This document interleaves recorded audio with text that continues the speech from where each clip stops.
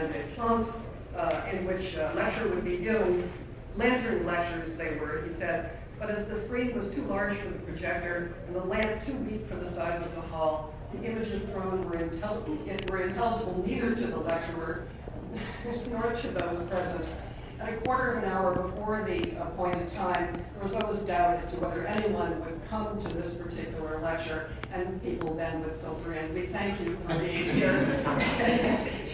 And from a man who had been to the end of the world, I'm sure you might be chuckling about what's been happening today. Thank you very much. Well, this is a session which both honors and remembers and thinks about the work of Claude Lévi-Strauss. And I do have to announce to you that one member, Mark Adelais, cannot be here, but we have a statement from you which will be read at the appointed time in this section. And I want to introduce first Albert Doja.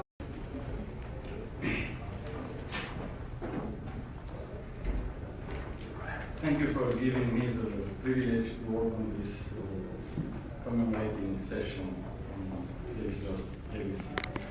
I think the best way to commemorate Lévi-Strauss' legacy in anthropology is to account to his continuing relevance for contemporary theory. Surely, an attempt to revive Lévi-Strauss to a central position can hardly meet immediately with many of the current social and political issues. Yet, it is possible to show that structural anthropology may innovatively account more than for the dynamics of social system and the praxis of competitive and strategic practices. Indeed, Claude Lévi-Strauss anticipated and called for the advent of what I believe is or must be the future of a theoretical anthropology. Contrary to the received ideas of his critics, there was not much recent topical, ethical, methodological, or epistemological that escaped Lévi-Strauss' notice, understanding, and mentions.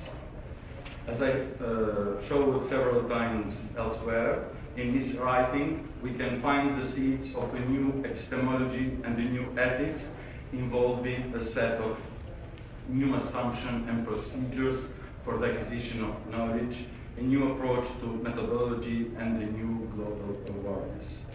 However, the true value of Lévi-Strauss' works, especially in the Anglo-American world, has been obscured by a number of misunderstandings, which have no doubt been made worse by problems of cultural, moral, and linguistic translation. Just but to equate Lévi-Strauss with structuralism, for instance, is to distort our understanding of his legacy and his continuing relevance in anthropology and social theory.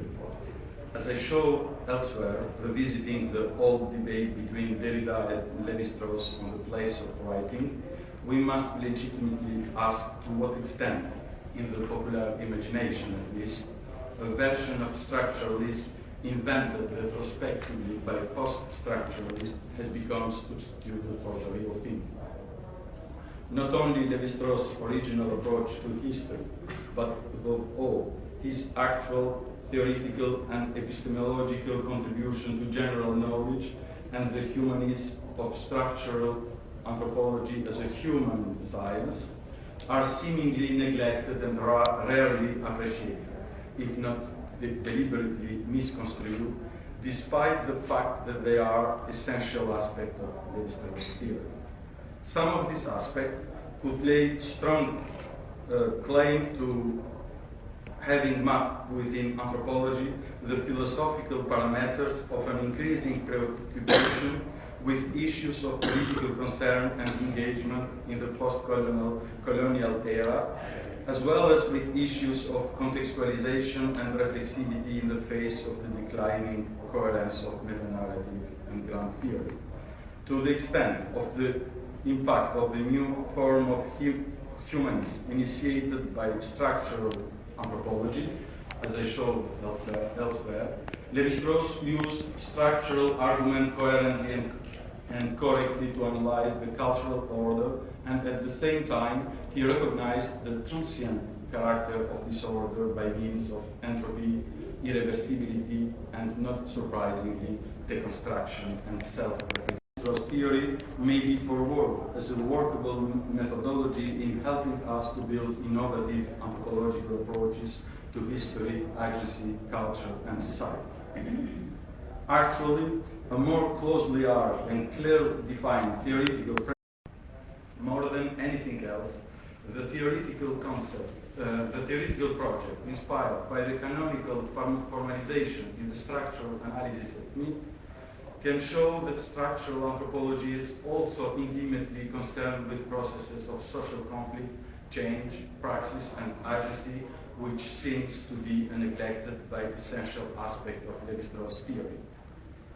In the anthropological study of myth, a canonical conception transcends a simple analogical relation to a quadratic equation that articulates a dynamic homology between meaningful elements and their propositional function, which made it possible to detect a sort of genuine logical machine generative of open-ended meaning. As you can see, this formula presented by Lévi-Strauss in 55 is made after is discovered in the 70s to be an anticipation of catastrophe models in new mathematics. And I believe they could reasonably stand for the notion of development and global change as understood in contemporary social science, for the lack of which Lévi-Strauss has been vehemently but unduly criticized. That the transformational twist of this kind can account for the processes of social conflict, change, praxis, and agency might seem at first sight as an unusual, if not provocative statement. But let us start by an empirical illustration. Among other things, rape is surely an important topic, that one that merits close scholarly attention, especially with reference to those aspects of gender and sexuality that are related to ethnicity.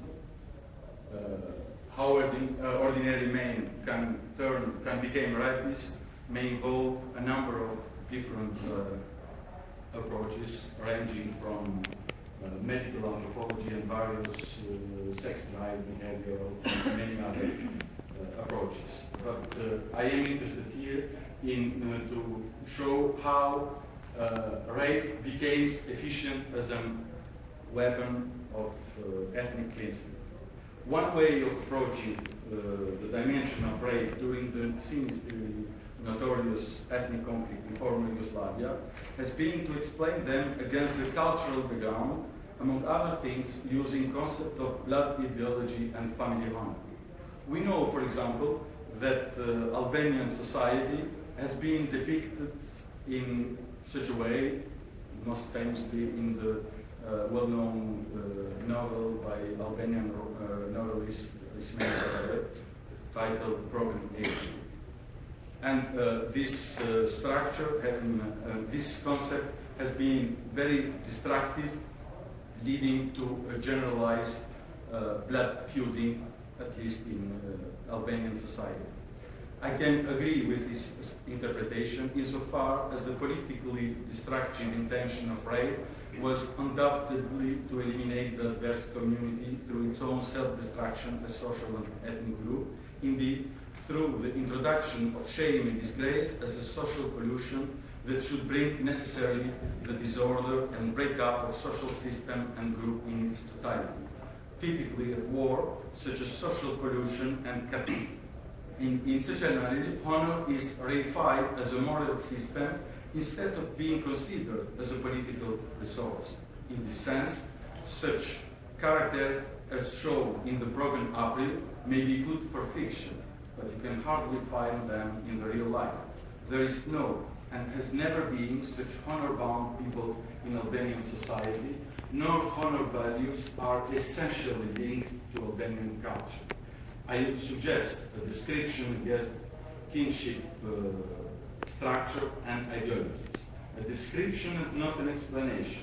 For rape cannot be explained. On ethical ground, to explain it is somehow to justify it. By the way, I would suggest new avenues towards some potentially vigorous development in current anthropological and social theory that may present not only new empirical material as substantive finding, but also generate novel conceptual and theoretical synthesis to initiate innovative research direction. It can be shown that the distinction between blood tree and milk tree makes possible the articulation of kinship to other political and ideological systems. Affinity, friendship, and hospitality are established as a parallel close relationship between relationship contracted between two patrilineal group or blood trees aiming to share the same milk tree. But hostility and feud are also established the same way between two different blood trees against a conflictual distance often forcefully emphasized by the difficulty of sharing a milk tree. In this sense, the emotional sentiment as well as social relation and values of affinity, friendship, and hospitality have something in common with a relationship of love and solidarity to hatred, hostility, and disintegration. Typically, rape in ethnic conflict is a transaction of women exchange between competing groups of men. Rape is a forced sexual intercourse which under normal conditions would be sanctioned by marriage. Indeed, just as rape is not a simple aggressive expression of sexuality, as feminist scholars have forcefully emphasized, but more a sexual expression of violence, marriage is not only a social institution of sexual relation, but also a sexual regulation of social violence. The political significance of rape would be, therefore, to substitute the tree of blood legitimated by marriage for another tree of blood that, although illegitimate, is construed following the same structural pattern. From the position of structural logic, rape may be defined as a misalliance that becomes possible by the way of war and which would necessarily induce hatred, hostility, and disintegration, in the same way that marriage becomes possible by the way of alliance that is supposed to bring love, friendship, and solidarity. This is not, however, to understand rape and marriage in a binarist and rigid structuralist relation, and there is necessarily a problem with this model. On empirical ground, if the metaphysical ambivalence of marriage may bring at the same time love and solidarity, as well as hatred and hostility, in the case of rape, even if you structurally construct like marriage, there is no ambivalence, because there is no way that rape can bring other than hatred, hostility, and disintegration. Therefore, the Aristotle logical analogy cannot be valid, and all logical constructs along this line are misleading. Rape is unspeakable, unthinkable, and beyond human understanding. We can only account of it and test the hypothesis by an abstract mathematical operation using the catastrophics model suggested by Lévi-Strauss, which moved us toward a morphodynamic approach. War is a catastrophe, but rape in war is a catastrophe of its own. Accordingly, we may offer a catastrophe model to conceptualize rape by means of a canonical formalization in which the solidarity role of marriage will stand to the hostility of rape as the ambivalence of marriage stands to the rape politics of an unspeakable and unthinkable anti-solidarity. Still, this is not only for giving a new description, however elegant, and nothing more. For a catastrophic operation of this kind can take place, the very idea of canonical relation requires an operating condition, which in the study of myth is expressed as the necessity of the crossing of a special temporal boundary defined in territorial, ecological, linguistic, cultural, social, or whatever terms, but which is always a boundary condition.